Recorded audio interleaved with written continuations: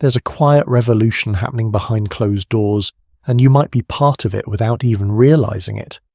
While Instagram feeds explode with rooftop parties and weekend getaways, while your co-workers plan their 5th happy hour this month, you're standing in your kitchen at 7 p.m. on a Friday, brewing tea and feeling something most people never experience: complete contentment.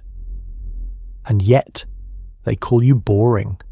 They say you're wasting your life. They ask if you're okay with that concerned look in their eyes, as if choosing your couch over their chaos is a symptom of something broken.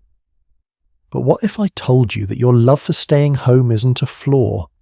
What if the very thing society judges you for is actually evidence of a sophisticated psychological framework that most people will never develop? Let me be clear. This isn't about being scared of the world. This isn't about depression or anxiety masquerading as preference. This is about something far more powerful. It's about knowing yourself so deeply that you refuse to betray that knowledge for someone else's definition of a life well lived.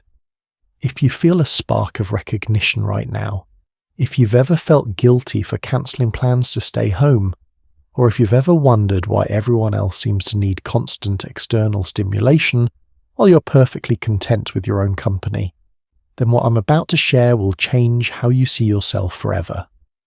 Because people who genuinely love staying home share 4 specific personality traits, and these aren't weaknesses, they're superpowers that the world desperately needs more of.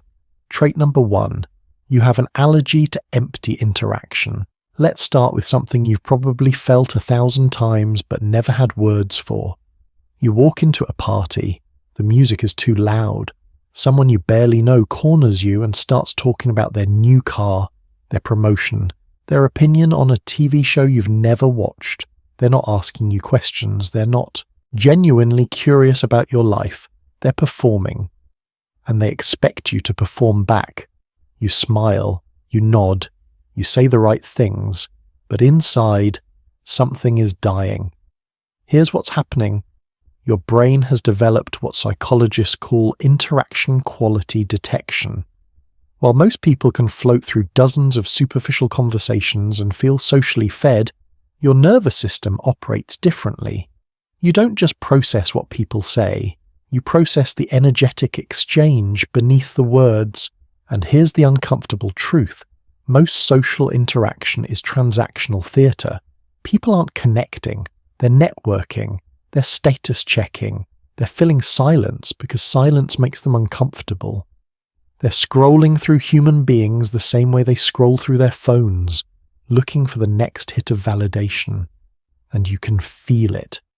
Every fake laugh, every half-listened response, every conversation that's really just 2 monologues taking turns. It physically drains you because your system is designed to detect authenticity, and when it encounters its absence, it rejects the interaction like a body rejecting a bad organ transplant. This is why your home feels like medicine. Within those walls, you don't have to pretend. You can sit in silence without it being awkward. You can think your own thoughts without someone demanding you translate them into small talk. You can exist without a social script. The world calls this antisocial, but it's actually the opposite. You're so pro-authentic connection that you'd rather have none than settle for the imitation. Trait number 2, your nervous system reads the room differently. Now, let's talk about something that people without this trait will never truly understand: sensory overwhelm. Imagine your nervous system is like a radio receiver. Most people's receivers have a few basic channels: loud, quiet, crowded, empty. But yours picks up everything. The fluorescent lights buzzing in, the grocery store, the cologne of the person standing too close in line, the emotional tension between the couple arguing 3 tables over at the restaurant, the 17 different conversations happening simultaneously at the family gathering, the texture of your clothes feeling wrong because the temperature changed. This isn't weakness, this is high-definition perception. Research in neuroscience shows that approximately 20% of the population has a more sensitive nervous system. They process sensory information more deeply. Notice subtleties others miss and reach overstimulation faster. It's not a disorder, it's a different operating system. And here's what nobody tells you. The world wasn't built for your operating system. The world was built for people who can tune things out, who can function in chaos, who don't notice when the environment is actively hostile to calm. So when you choose to stay home, you're not avoiding life. You're choosing an environment that doesn't wage war on your senses every single moment. Your home is where you control the variables. The lighting is soft, not clinical. The noise level is chosen, not imposed. The energy is peaceful, not frenetic. You're not hiding, you're optimizing. Think of it this way. If you had a rare, expensive musical instrument, would you take it to a mosh pit? Or would you protect it, keep it in a controlled environment, and only play it when conditions are right? Your nervous system is that instrument. And staying home is how you protect it so it can create the music only you can make. Trait number 3. You've discovered that real living happens in the margins. Here's where things get interesting, because this trait is the one that separates the homebodies from the hermits. Most people think staying home means doing nothing. They imagine you staring at walls, watching TV, wasting away. They pity you. But here's what's actually happening. You've tapped into something they're too distracted to access. You've discovered that depth is only possible in stillness. While they're rushing from brunch to shopping to drinks to events, collecting experiences like Pokemon cards, you're home building something that can't be built in fragments. Maybe you're writing and you finally hit that flow state where words pour out like water. Maybe you're working with your hands, creating something physical that will outlast your life. Maybe you're studying a subject so complex that it requires hours of uninterrupted focus. Or maybe, and this is just as valuable, you're simply learning to be with yourself without needing distraction.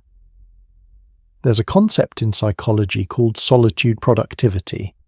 It's the recognition that some of humanity's greatest achievements, deepest insights, and most revolutionary ideas came from people who spent significant time alone. Not because they hated people, but because creation requires space that constant socializing destroys. Every book that changed your life? Written by someone who chose the desk over the party. Every invention that improved the world? Born in the quiet mind of someone who valued thinking over talking. Every piece of art that moved you? Created by someone who protected their inner world fiercely enough to translate it into external form. You're not wasting your life at home. You're investing it in something that compounds with time rather than evaporating with the next hangover. Trait number 4. You've learned that peace is a choice you make with your body. And finally, we arrive at the deepest trait, the one that ties all the others together. Somewhere along the way you made a decision. Maybe it was conscious, maybe it was gradual, but you decided that you would no longer tolerate chaos as the baseline of existence. You looked around at the world, at the grinding pace, the artificial urgency, the manufactured drama, and you said, "Not for me, not anymore. This doesn't make you weak, it makes you wise." Think about what chaos actually costs. It costs sleep, it costs health, it costs the ability to hear your own thoughts, it costs genuine relationships because you're too exhausted to show up authentically. It costs creativity because your mind never stops running damage control long enough to imagine something new. And for what?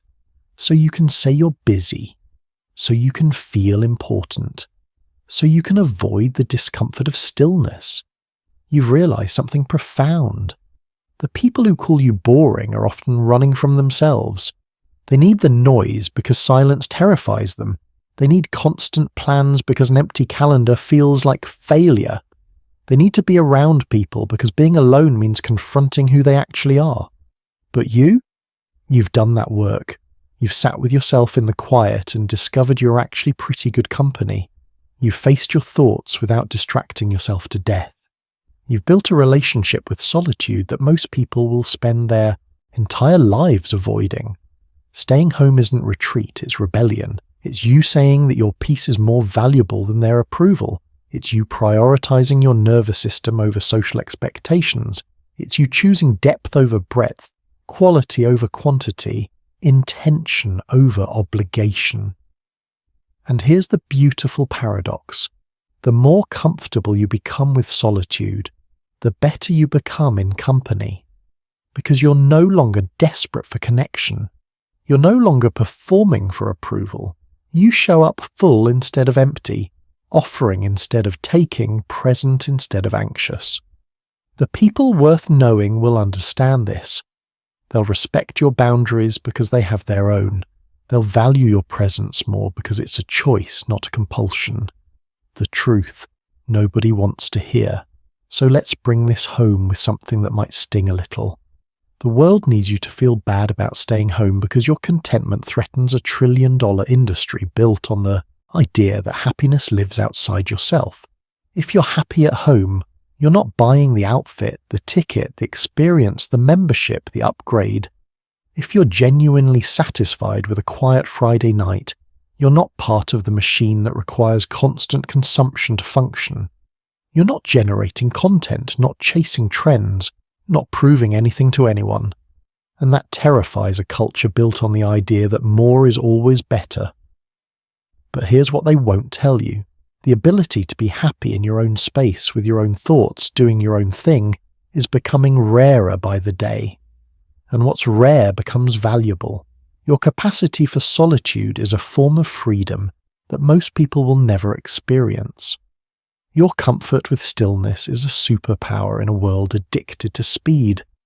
Your preference for depth is exactly what this shallow moment in history desperately needs. So the next time someone makes you feel weird for staying in, remember this: you're not missing out. You're opting out. And there's a galaxy of difference between those two things.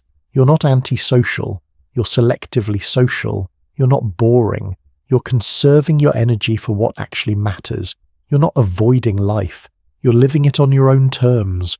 And if that makes you strange in their eyes, then strange is exactly what you want to be.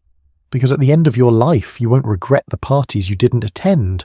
You'll regret the version of yourself you pretended to be to fit in with people who never really knew you anyway.